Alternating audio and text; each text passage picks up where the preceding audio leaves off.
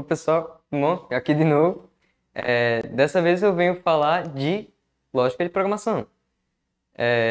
Lógica de programação, principalmente voltada para a questão de produção de jogos. Já querendo avisar de começo, ele é um pouquinho, o assunto vai ser um pouquinho complicadinho, um pouco mais complexo, mas eu pretendo tentar tirar o máximo de dúvidas possíveis que vocês tiverem de programação. Até porque eu que adoro programação, eu reconheço que é algo bem complicado e muito chato se você for trabalhar a longo prazo. Bom, voltando para a programação, o que é lógica de programação? A primeira coisa que vem na cabeça de vocês quando eu falo lógica de programação é programação, código de programação. Isso não está necessariamente errado, mas não é a extensão completa. Geralmente o assunto é um pouco mais extenso. Geralmente você pensar em soluções utilizando programação, utilizando algo que faça sentido, que tem uma lógica por trás. Por exemplo, eu trouxe alguns exemplos do que geralmente é lógica de programação. E geralmente é essa ideia de o usuário ele vai entrar vai ter a entrada de dados, vai ter a inicialização do aplicativo, do programa ou no caso do jogo, vai ter o processamento, ou seja, vai ser a empreitada do jogador no meio do jogo, vai ser o processamento dos dados, por exemplo, a vida que ele tem, a arma, a quantidade de dano que a arma dele dá, a quantidade de inimigos e vida do inimigo. E vai ter a saída, ou seja, o resultado de algum evento que vai estar dentro do escopo da programação. É geralmente utilizado para resolução de problemas na vida real ou fictício, dependendo do jogo que você querer, obviamente. Enfim, lógica de programação ele tende a dar muito medo por ser considerado algo difícil. Ele é difícil? Não. Eu quero dizer que ele não é difícil. Ele é algo complexo e que requer muita atenção. Mas de maneira alguma ele é difícil. Se você ficar preso em algum momento por algo não está funcionando, para um pouquinho, respira, descansa, rever o código e ver onde é que está o erro. Porque geralmente o erro são em coisas simples de programação. Por exemplo, você bota para o personagem andar para um lado e ele anda para o outro. Ué, por que ele andou para um lado se eu programei ele para ir para o outro? Geralmente é um sinal. Por exemplo, para a direita é positivo e para a esquerda é negativo. Aí eu cliquei para a direita, sendo que dentro da programação o valor foi negativo, então ele andou para a esquerda. Geralmente são esse tipo de problemas. Eu trouxe como exemplos dois exemplos muito bons de jogos que eles utilizam muito bem lógica de programação, uma programação robusta, muito complexa. Quando eu digo robusta e complexa, é algo fechado para caso ocorra algum problema na programação, o jogo não precise fechar para poder recomeçar, né? E eles são Forager, que ele foi feito inteiramente em Game Maker, que é um software focado especificamente para jogos, que é um jogo de exploração, é um jogo de coletar recursos, construir coisas, bem estilo Minecraft mesmo. E o outro que eu trouxe é um RPG chamado Undertale, feito pelo Toby Fox, que é um ótimo produtor de jogos, e também um ótimo produtor de músicas também. Esse jogo também foi feito no Game Maker, numa versão mais antiga, e ele sabe utilizar muito bem essa questão de segurança de dados. Ela sabe proteger os dados, ela sabe fazer com que eles rodem sem precisar ter uma interferência constante, algo que necessite muita atenção. Eu recomendo muito, se vocês tiverem interesse em programação, verem como foi feita a produção da programação desses jogos, que é o que vai agregar muito conhecimento de vocês na questão de organização. Eu vou falar um pouquinho de algumas linguagens, já dá para ver quais eu vou me aprofundar. Essas linguagens elas podem ser usadas para programação, mas a terceira é um caso à parte mais especialzinho. A primeira linguagem que eu resolvi trazer foi a linguagem C. C, C++ e C Sharp. O que elas são? São linguagens de alto nível, ou seja, você lendo, você consegue entender o que está sendo feito, ou seja, você consegue entender como o código está funcionando, mas ele é uma linguagem de alto nível que tem acesso a baixo nível. Ou seja, você tem acesso a componentes da própria máquina, como por exemplo, a memória. Ele é muito utilizado em programas que requerem essa questão de um cuidado minucioso para lixo de memória ou algo do tipo, em que você vai ter. Ele é uma linguagem estruturada, que eu esqueci de falar, que vai ser uma linguagem seguindo um roteiro. C Sharp já é diferente de C e C++, porque C Sharp ele é mais focado em orientação a objetos. Ou seja, ele não vai seguir a programação estruturada. Ele vai seguir algo mais dinâmico, algo mais... Como é que eu posso dizer de uma maneira fácil de entender? Ele vai fazer com que os objetos e as coisas interajam sem ter uma ordem específica. Ou seja, ele já quebra muito o padrão do C e do C++. Por isso que o C Sharp ele é utilizado no Unity, que é uma ferramenta de produção de jogos, muito boa por sinal. Eu recomendo, se vocês forem fazer jogos, utilizar essas duas ferramentas, o Unity e o Game Maker, que eu vou me aprofundar um pouquinho mais depois. A segunda linguagem de programação é uma linguagem mais completamente de alto nível, que você não tem tanto acesso a baixo nível assim, que é algo mais puxado para escrita mesmo, para o jeito que você escreve, que é o Python. Python é uma linguagem de alto nível, interpretada, que tem um script, ou seja, ela é forte, bem estruturada, bem robusta. Ou seja, se der um erro, ele dá muitas opções para você fazer algo que, se ocorrer um erro, você não precisa ficar mudando muito o código, ficar muito fissurado em consertar. E ele é geralmente utilizado para desenvolvimento de aplicativos, desenvolvimento web, automação de tarefas. Por exemplo, você quer todo dia mandar um e-mail para o chefe do seu trabalho. Python é uma boa opção para você fazer essa automatização. Que ele dá essa possibilidade com as bibliotecas de você mexer no computador sem precisar estar no computador. O próprio código ele já pode mexer o mouse e os teclados para você. Então ele é muito bom nessa questão de automação. E a terceira que eu venho trazer, a terceira linguagem que eu venho fazer é a do Game Maker, que ele é a linguagem do GML, Game Maker Language. Ele é uma linguagem focada especificamente para jogos. Ah, mas eu quero fazer um aplicativo. Ok, nada impede você de fazer. Mas a ideia é trazer mais para jogos. Alguns jogos foram feitos com o Game Maker, dois que eu já citei, é o Undertale e o Forager.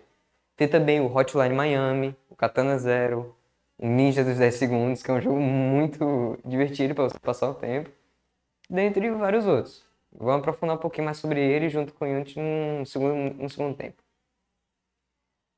Tá, entendi o que é programação e algumas linguagens para começar. Mas onde é que eu começo? Bom, tem a questão de o que você vai programar. Dependendo do que você vai programar, ela vai ter objetivos específicos, mas todas elas seguem umas estruturas bem específicas que eu vou citar aqui agora. A primeira delas é variáveis. Tá, em programação, o que é uma variável? Variável, pense nela como uma gaveta para guardar certo tipo de roupa, ou seja, certa informação. Ou então caixas que vão guardar alguma coisa. Seja uma ou mais de um tipo ou de mais tipos. Variável, ela tem geralmente 4 pontos, que são o tipo da variável, o nome, o valor e o endereço de memória, que é um termo mais técnico, mas eu achei interessante citar já para ser algo mais completo. Tipo, ela vai determinar justamente o tipo da variável. Se ela é um inteiro, ou seja, se ela vai armazenar um número inteiro, tipo 5. Vai ter a questão do float, do double, que elas vão focar mais nessa questão de guardar valores decimais, sendo float um decimal simples, e o double um decimal com mais precisão, ou seja, uma dupla precisão de casas, que é geralmente utilizado para aplicativos de São e coisas do tipo. Tem a questão do tipo de char, ou seja, caractere, e string. String sendo um vetor, ou seja, o que seria um vetor? Um container fechado de uma sequência de coisas, seja ela de inteiro ou, no caso, uma sequência de caracteres forma uma frase. Por exemplo, olá, tem o O, o L e o A. Cada um desses, cada letra é um caractere, mas juntas elas formam um string. Então, string é justamente essa ideia de uma sequência de caracteres. Uma segunda coisa que variáveis têm são nomes, ou seja, o identificador que o programa vai usar para chamar a sua variável, seja para incrementar ou para liberar espaço de memória. Terceiro ponto que eu acho interessante citar é o valor. O que vai ser armazenado? O que vai ser armazenado vai depender do tipo da variável e do que o seu programa vai fazer com ele. Você não vai utilizar letra para fazer um cálculo, e nem o vice-versa. Tem algumas linguagens que possibilitam isso, mas para a maioria não é interessante, já para dar conflito. E outro ponto que eu achei interessante colocar é o endereço de memória, que vai ser onde a gente armazena essa variável. Tá, a variável, ela armazena alguma coisa. Mas do que armazena a variável? Geralmente, seja pelo próprio compilador ou algo do tipo, por exemplo, na aplicação, eles vão alocar essas variáveis na memória. Ou seja, é muito bom sempre ter em mente esse controle de quanta memória o programa está utilizando. Operadores aritméticos. Tá, a gente já descobriu que tem como a gente atribuir valor para algo. Mas a gente também tem a possibilidade, e às vezes na grande maioria necessidade, de fazer cálculo com esses dados. E para isso foram criados os operadores aritméticos. E quais seriam eles? Seriam soma, subtração, multiplicação, divisão, modularização, exponenciação e assim vai. Tem muitos cálculos que podem ser feitos. Eu trouxe alguns exemplos nos slides o que cada coisa faz. Nada diferente do comum, os dois primeiros, a soma e subtração. Você vai somar dois valores e subtrair dois valores. A multiplicação, ele utiliza um asterisco, diferente de x ou ponto, que geralmente tem na matemática. Isso é já para a questão de linguagem de computador. Ou seja, o computador ele interpreta um asterisco como um operador de multiplicação. A divisão é uma barra. Módulo. Módulo é uma coisa mais interessante, porque vai ser o resto da divisão. Por isso que escolheram a porcentagem, porque ele tem a barra. Ele vai dizer que a divisão de um número por outro vai geralmente, se não for algo que vai deixar resto, vai ter um valor. Por exemplo, 3 dividido por 2 vai restar 1. Se você fizer a conta no papel, você vai ver que vai chegar um ponto que você, sem precisar adicionar uma vírgula, vai sobrar 1. Então, o resto da divisão de 3 por 2 é 1. 4 dividido por 2. Qual é o resto da divisão? 0, porque não vai sobrar nada se você dividir 4 por 2. Exponenciação e for division a gente não utiliza muito assim na questão da programação, por ser algo que não é tão interessante ser utilizado, até porque não tem contas que geralmente passem disso. Então a gente tem também o operador de atribuição. Tá, eu já entendi que variável ela guarda alguma coisa, mas como é que ela guarda? Ela vai pegar um espaço na memória da sua máquina, seja ela uma programação de compilador ou então uma programação por um aplicativo, ela vai alocar um espaço na memória justamente para ela guardar essas variáveis e o valor que as variáveis estão guardando. Geralmente essa atribuição de valor para variável é feita com um segundo igual, ou seja, ele vai dizer qual tipo de valor vai ser atribuído nessa variável e ela vai ser alocada na memória. Como eu falei, ela tem um endereço de memória, ela vai ser alocada na.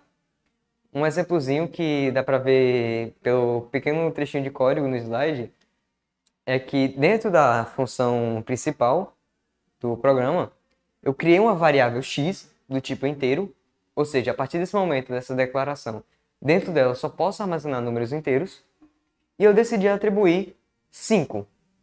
Ou seja, o programa ele vai na memória colocar o 5, representado pelo nome x, em um espaço da memória de 4 bytes. Por que 4 bytes? Porque geralmente é esse o tipo de tamanho que um valor de inteiro vai ter. O valor de double float ele vai ter um espaço maior de ocupação, e caractere é o mais simples que tem. Ele vai ocupar só um espaço de memória, ou seja, 1 byte. Então tem essa questão de ver qual vai ser melhor para você usar. Se você for fazer cálculo, é sempre bom utilizar tipos numéricos, E quando você for questão de identificação, é muito bom você cogitar a possibilidade de letras ao invés de números, justamente por causa dessa questão da alocação do espaço. A gente tem também algo que já puxa bastante da matemática, condicionais. O que é condicional? Condicional são testes que o programa faz que retornam um valor verdadeiro ou um valor falso. É nessa questão que entra a famosa, ou então detestada, tabela verdade. A tabela verdade, dependendo do tipo de operação que você for fazer e dos valores, ela vai dizer se o retorno é verdadeiro ou falso. Tá, e o que isso tudo quer dizer? Bom, a gente tem alguns operadores que ajudam a exemplificar. A gente tem o i, o ou e a negação. Geralmente, quando você fala que você quer fazer um teste de que eu quero saber se uma variável é igual a outra, você vai fazer i igual a outra. Se der sim, vai retornar verdadeiro. Isso vai depender do tipo do programa. E se não, vai retornar falso. Por exemplo, em C, a linguagem C, o retorno é geralmente 0 para falso e 0 para verdadeiro e 1 para falso. Outros operadores que a gente tem, além do i ou a negação, a gente tem também o maior e o menor que vocês já estão acostumados na questão da área da matemática, mais de cálculozinho. E a gente tem a questão do maior e menor sendo igual. O igual, como o igual sozinho ele é considerado para atribuição de valor, o igual ele vai comparar dois valores, justamente para dar essa ideia. Um igual vai para cada vai para cada variável que você está querendo comparar. A é igual a B, aí você bota A igual a B. Se sim, beleza, ele vai retornar positivamente. Se não, ele vai retornar negativamente.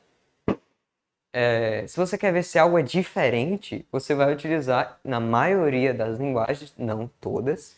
Por exemplo, Python, geralmente, ao invés de utilizar exclamação igual, você usa um not, ou seja, não. A não é igual a B. Essa é a diferença que a gente tem na questão da negação. E é muito interessante a gente ter essa ideia para a condição, para a gente decidir o que vai acontecer e o que não vai. Por exemplo, duas interessantes para a gente utilizar essas condicionais são as funções if e a função if-else e a switch case. Tá, o que são essas duas? O if-else, pela própria tradução, já dá uma ideia do que é. É uma ideia de se algo for verdadeiro, faça tal coisa. Se não for verdadeiro, você faz outra coisa. Ou seja, no caso, o que eu botei no primeiro exemplo, foi um código que eu fiz para a faculdade, ele pedia o usuário para digitar uma sigla de um estado e retornava, e ele ia buscar no vetor se essa sigla correspondia a algum estado. Se a sigla corresponder a algum estado, ele vai mostrar a sigla digitada e o estado para que ela pertence. Se não, ele vai dizer que não deu para ver porque a segunda imagem está cortando. Se não, ele ia dizer que a sigla não existe e não é um estado do Brasil. No segundo caso, do switch case, ele vai pedir, ele vai ter uma condicional, um parâmetro que a gente chama, uma condicional de uma variável, e dependendo do valor, veja se eu não estou mais comparando variáveis, eu estou vendo o valor de uma variável específica. O valor dessa variável específica é o que vai ditar qual o comportamento que o código vai ter. Por exemplo, nesse switch case de baixo, ele vai pedir para o usuário digitar um código de lanche. Dependendo do valor desse código de lanche, o preço vai ser diferente. Se o usuário dizer que não quer lanche, ou seja, digitar 0, o preço do lanche é 0 e tem um break. O break é o que ele vai dizer que o caso 0, caso o valor for 0, o preço do lanche vai ser 0 e vai dar um break, ou seja, vai parar. Ele vai sair do switch case. Se o código for 100, ele vai dizer, olha, quando o código for 100, o preço vai ser R$10 e o nome do lanche é um Chamson, que é um nome maravilhoso, por sinal. E novamente vai ter um break. Todo case vai ter um break para não ter essa ideia de um caso se misturando com outro. Ou seja, esse break é justamente para parar um caso de interagir com outro. Tá, a gente já entendeu que a gente pode fazer operações, a gente pode fazer condições, a gente pode atribuir coisas a variáveis, mas é isso? Não. É essa a parte boa da programação. Quando você acha que ela acaba, ela vem com um balde de água fria jogando na sua cara, dizendo que não acabou, tem mais. É, justamente por ter essa questão de funções. Tá, o que são funções? Funções são geralmente utilizadas para automatizar processos. Por exemplo, você quer ter um quadrado de um número. Você vai lá no seu programinha, digita o valor 2, de exemplo, e vai ter a entrada do dado, é o 2, o processamento é descobrir qual é o quadrado desse número, no caso de 2 vai ser 4, e vai ter a saída, que o programa vai retornar para o usuário qual é o valor do resultado. Então, 4, ou seja, o quadrado de 2 é 4, ou é 4, é muito 4. Isso foi uma função principal. Rede de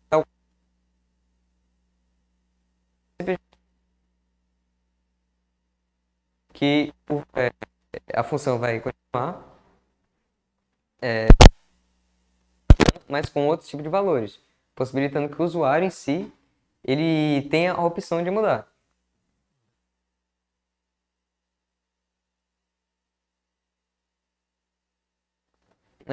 Uma boa aplicação disso é a função que verifica tempo. Ou seja, você quer saber quantos minutos, quantas horas, quantos segundos uma determinada quantidade de segundos deu. Por exemplo, 60 segundos. Tá, o que é 60 segundos? Tem uma função, segundos, que vai receber uma hora e um minuto, e vai retornar 60 vezes essa hora e esses minutos. Por exemplo, se você digitar que deu 0 horas e 1 minuto, vai retornar 60 segundos. Se deu 2 minutos, 120 segundos. 1 hora, aí já são 3.600 segundos, se não me engano. Minha matemática não está tão boa hoje. Mas acredito que seja isso, seja 3.600 segundos. Então essa é a ideia de função, você reutilizar um código sem precisar necessariamente reescrever todo de novo, já para evitar repetição e ser algo um pouco mais dinâmico. Vale ressaltar que, assim como variável, a função tem três coisas principais. O nome, que é o identificador para a chamada da função. Parâmetro, que são as condições para o tratamento de dados, ou seja, dependendo do que a função receber de entrada, ela vai ter uma saída diferente. No caso da função do quadrado, ela recebeu o valor 2, então o resultado é 4. Mas o valor agora foi 3, então o resultado agora é 9. Ou seja, esse valor inicial ele é um parâmetro que vai decidir como vai ser tratado para sair o resultado. E tem também um tipo, que algumas linguagens pedem, outras não. Por exemplo, Python não pede, C e C Sharp pedem, que é o tipo de retorno. Tá, você botou 3. 3 é o quê? É um número inteiro. Você quer saber o quê? Quadrado de 3. Beleza. Quadrado de 3 é que tipo? O quadrado de um número é que tipo? É um número inteiro. Não existe número que dê número vezes ele mesmo que dê casa decimal. Então, o retorno vai ser do tipo inteiro. Ele funciona mais nessa questão de variável mesmo. Do tipo vai depender dos parâmetros e da função que vai fazer o tratamento dos dados. Tá, tudo bem. Mas a gente tem só função para fazer essa questão de automação de processos? Não. A maioria das linguagens, se não todas, acredito eu, tem a opção de você utilizar laços de repetições. Ou seja, são laços que vão repetir certas ações, geralmente sequenciais, até que uma condição seja atingida. Por exemplo, tem dois laços de repetições muito usados, que são o for e o while. O for ele é mais utilizado quando você tem a noção de quantas vezes você quer repetir, porque geralmente quando você quer fazer essa repetição, você vai dizer que ela começa com tal valor, termina com tal valor e vai dizer em quantos e quantos passos são. Por exemplo, eu quero repetir uma coisa 3 vezes.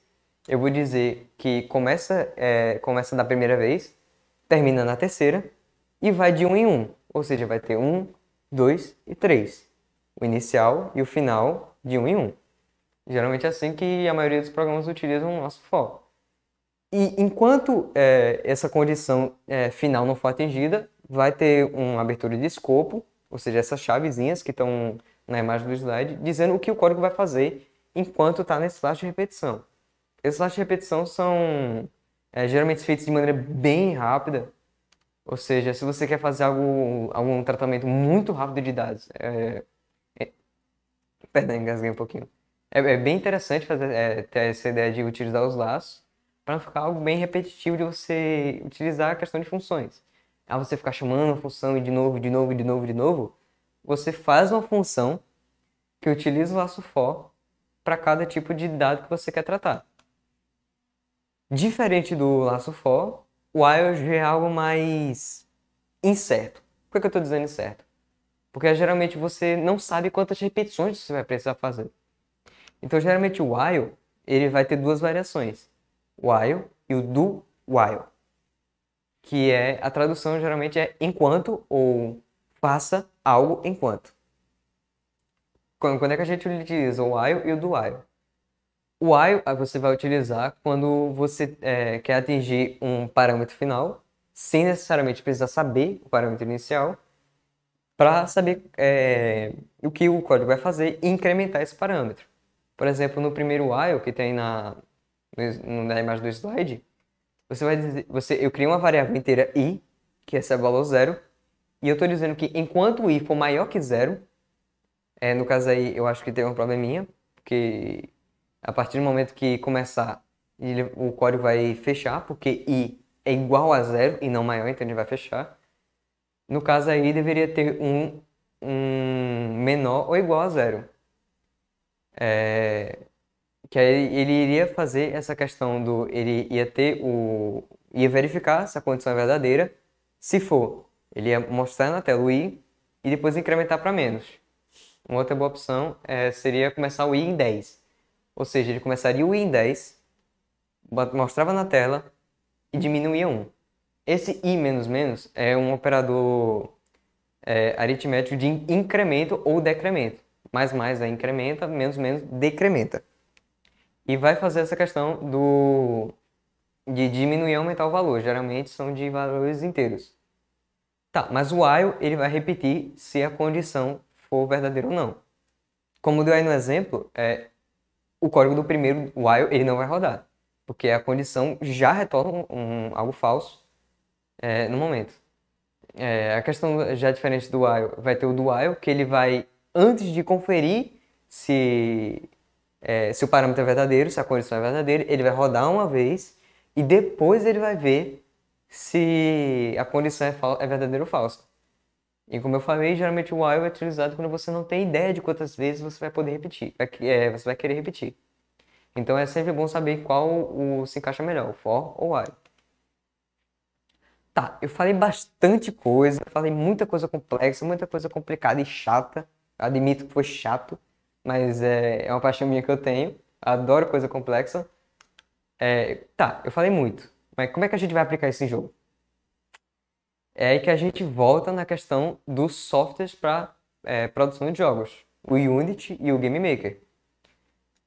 Eu quero falar um pouquinho aqui rapidinho dos dois, já para mostrar as diferenças de qual é melhor para cada caso, que é que o Game Maker ele é um software focado para a produção de jogos, ou seja, ele vai ter esse negócio de fazer jogos mais simples, jogos mais 2D, pixelizados, com a programação mais simples, tanto que a programação do Game Maker é parecida com Portugal, que é uma programação bem simplesinha de entender.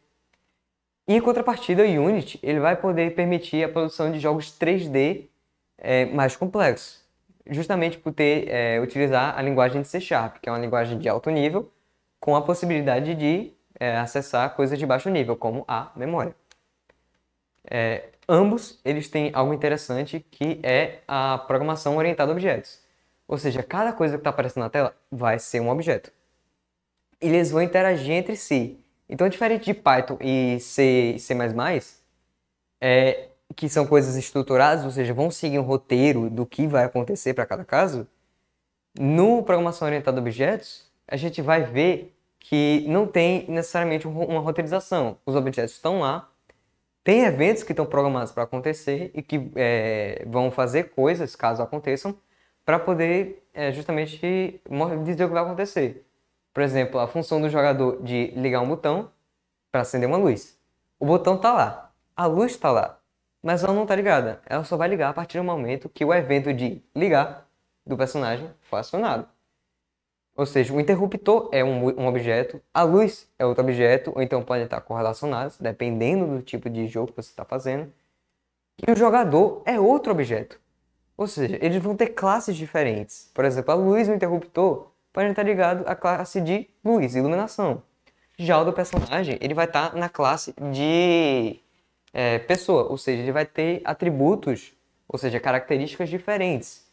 Enquanto a classe de luz ela vai ter energia, ou seja, a quantidade de energia são 220 watts ou 110, essa é a característica da classe luz, que é a intensidade da luz.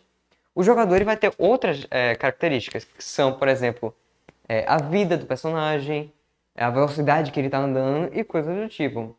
Então, eu recomendo, se vocês forem fazer um jogo mais simples, eu recomendo fortemente que utilizem Game Maker, porque é algo que não necessita de muito tempo e tal. Mas se vocês querem arriscar algo tridimensional, 3D, eu recomendo muito fortemente o Unity para você ter até mais controle do que fazer. Ah, mas o Unity não pega 2D? Não, ele pega, ele dá a possibilidade, mas ele é mais focado para jogos 3D justamente por essa versatilidade e possibilidade para fazer as coisas. E o interessante vou trazer umas dicasinhas, coisas simples. O tipo de jogo vai ditar como você vai fazer ele. Como eu falei também na oficina de animação, o tipo de jogo vai impactar justamente na produção dele. Ou seja, se eu quero fazer algo de plataforma, algo 2D simples, vou utilizar o Game Maker, ele é feito para isso. Mas eu quero algo 3D, então vou utilizar o Unity.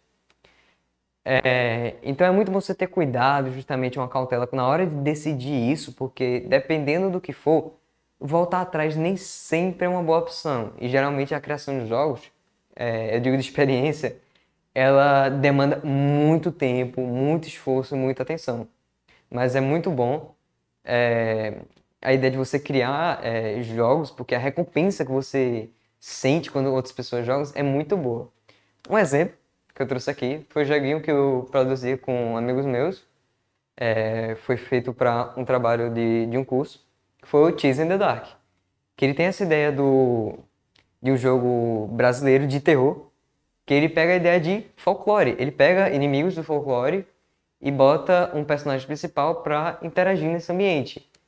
Eu vou deixar o link no slide para caso vocês queiram pausar o vídeo depois e dar uma olhadinha no site.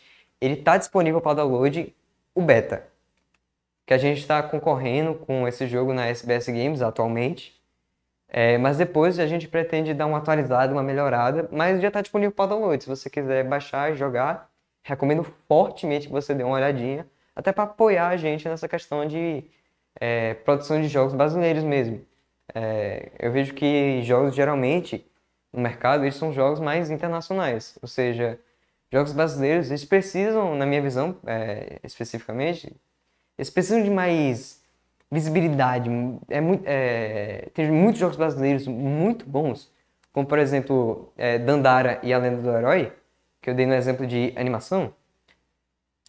Eles são jogos brasileiros incrivelmente bons e bem produzidos. Seja na questão musical, na apresentação da história, na narrativa, na gameplay, no estilo de jogo.